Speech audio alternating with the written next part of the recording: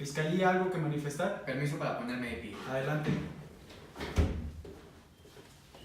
Su señoría, con fundamento en el artículo 16 constitucional y en uso de la facultad establecida en el numeral 19, párrafo segundo de nuestra Constitución Política, así como con fundamento en el artículo 158 del Código Nacional de Procedimientos Penales, toda vez que se ha vinculado a proceso a la hora imputado el señor Juan Rulfino, actualizándose así el supuesto previsto en el artículo 154, fracción segunda del referido código, solicito se abra el debate de imposición de medidas cautelares en el caso que nos ocupa. Esta representación social solicita se dicte la medida cautelar contenida en el artículo 155 del Código Nacional en su fracción 14, consistente en la prisión preventiva justificada durante el tiempo en el que dure todo el procedimiento penal. Es de nuestro conocer que las medidas cautelares obedecen a determinados objetivos fundamentales como lo son el asegurar la presencia del imputado durante el procedimiento, el garantizar la seguridad de la víctima ofendido o testigos y el evitar la obstaculización en el procedimiento. Dicha medida cautelar de prisión preventiva es suficiente para cumplir con los objetivos fundamentales ya mencionados y que por supuesto satisface íntegramente los requisitos de idoneidad, proporcionalidad y necesidad contemplados en el numeral 156 del Código Adjetivo de la materia,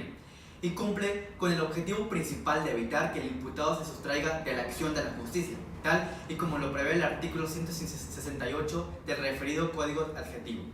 En este sentido, esta Fiscalía considera que se actualiza dicha hipótesis, pues derivado del análisis de evaluación del riesgo practicado por la Unidad de Medidas Cautelares en el imputado, se desprenden datos de prueba suficientes para establecer que Juan Rulfino podrá no continuar con el procedimiento. El imputado se encuentra en franca posibilidad de sustraerse de la acción de la justicia, ello debido a que no posee arraigo al lugar en donde deba ser juzgado, no cuenta con un asiento familiar, cuenta además con las posibilidades económicas y personales para abandonar y o permanecer oculto, y ha mostrado desacato a citaciones para actos procesales. Si bien ha vivido toda su vida en la Ciudad de México y cuenta con un domicilio en este no puede ser,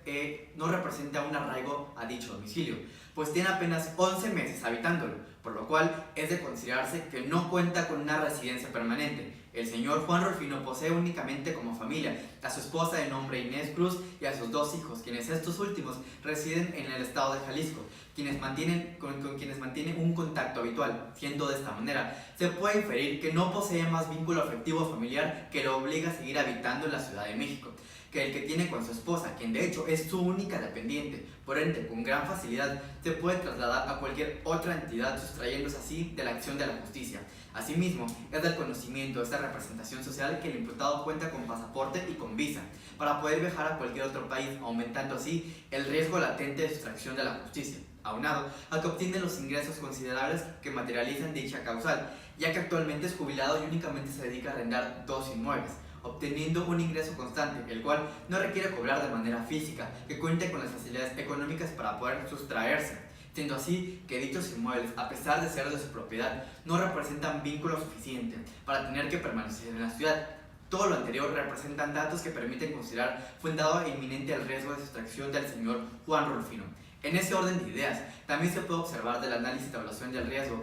que el señor Juan Rulfino no acudió al primer citatorio girado por su señoría para que acudiera a la audiencia inicial de fecha 6 de noviembre del presente año, constituyendo esto un desacato a los actos procesales y, por si fuera poco, al momento del análisis mostró un comportamiento nervioso y por momentos se alteró. Y tal y como se puede observar, todo lo anterior acredita un riesgo de sustracción del imputado y se debe considerar que existe presunción fundada que el señor Juan Rulfino no podrá continuar con el proceso, pues es muy claro que cuenta con los medios disponibles para poder hacerlo y que sus condiciones personales no serían impedimento. Es bien conocido de las máximas de la experiencia que cuando una persona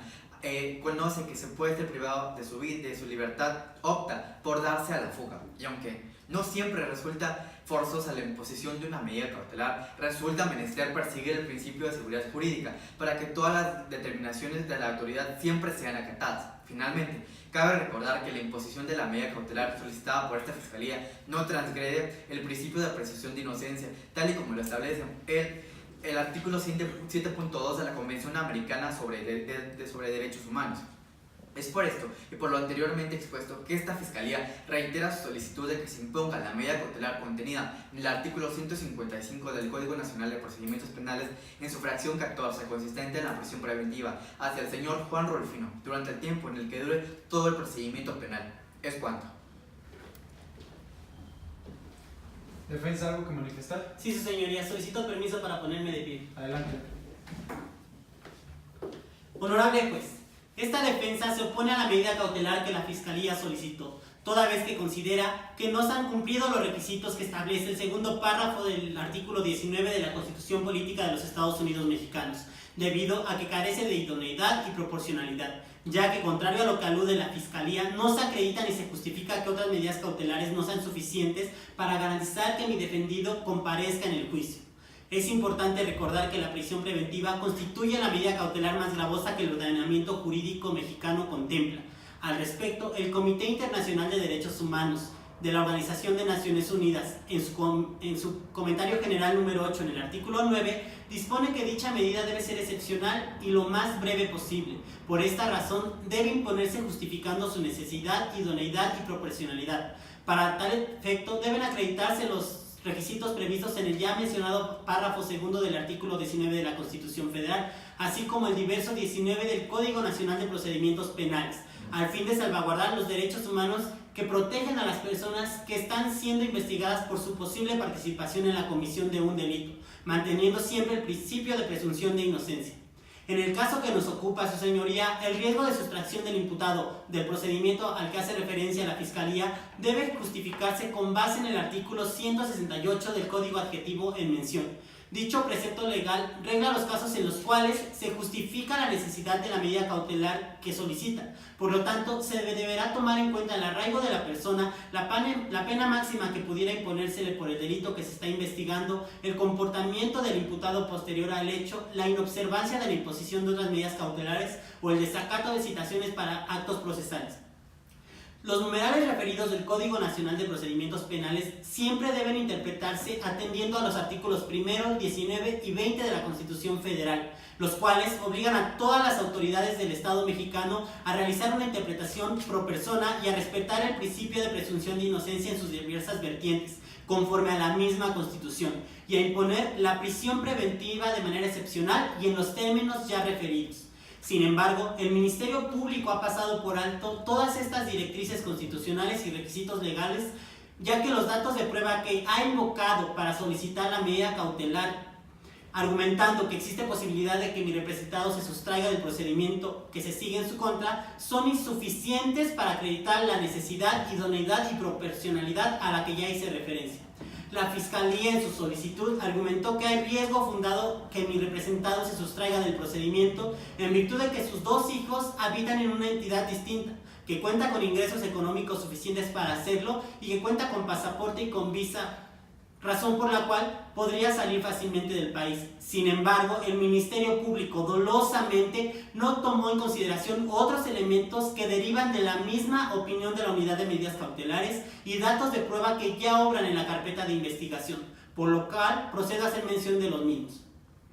De los registros de investigación y de la opinión de la Unidad de Medidas Cautelares se desprende que el señor Juan Rulfino tiene arraigo domiciliario, el cual fue corroborado por la misma unidad. Asimismo, su residencia habitual ha sido siempre en la Ciudad de México, ya que aquí ha vivido toda su vida. Por otra parte, su arraigo de familia también se encuentra en esta entidad federativa, debido a que su única dependiente es su esposa y con ella ha vivido todo el tiempo aquí.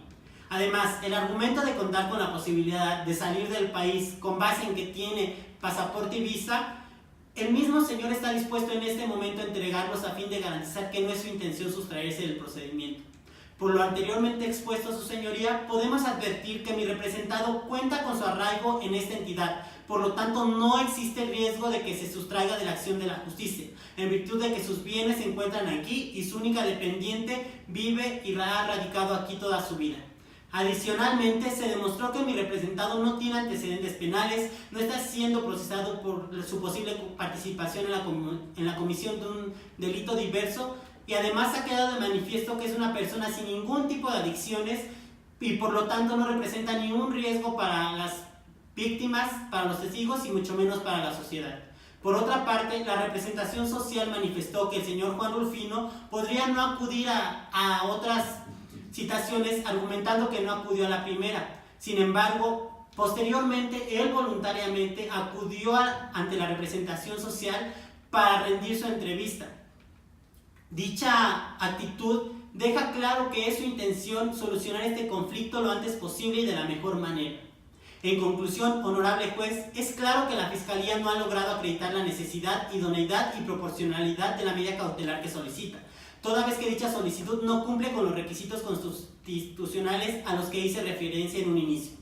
Por lo anterior, esta defensa reitera su oposición a la solicitud hecha por el Ministerio Público en contra del señor Juan Rufino, consistente en la imposición de la prisión preventiva, ya que resulta excesiva y ya que existen otras medidas cautelares menos gravosas y más idóneas que pudieran imponerse. Al respecto, deberá tomarse en consideración el caso Chaparro Álvarez contra el Estado de Ecuador, en donde la Corte Interamericana determinó que es obligación del Estado imponer medidas cautelares menos lesivas para el imputado cuando se trate de medidas restrictivas de la libertad. Es por ello que solicito se le imponga como medida cautelar la contemplada en la fracción primera del artículo 155 del Código Nacional de Procedimientos Penales, consistente en la presentación periódica ante la autoridad que usted designe y por el tiempo que considere necesario, dado que ha quedado demostrado que no es la intención de mi representado el sustraerse de este procedimiento. Es todo, su señoría.